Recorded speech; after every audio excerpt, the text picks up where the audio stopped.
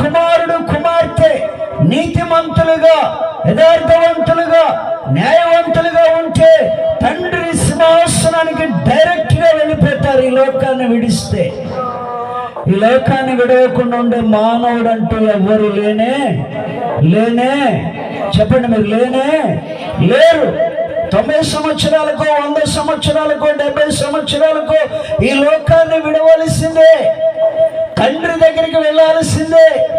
మనకిది శాశ్వతం కాదు, ఇది అశాశ్వతమైనటువంటిది. లోక యాత్ర మనం కొనసాగించేది.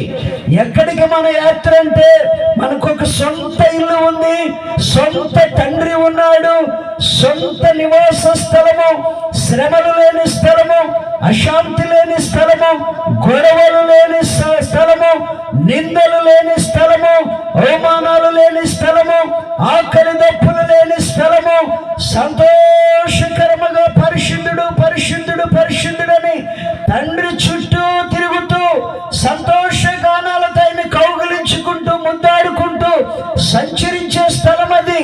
అదే తండ్రి రాజ్యము, పరలోక రాజ్యము. హల్లెలూయా.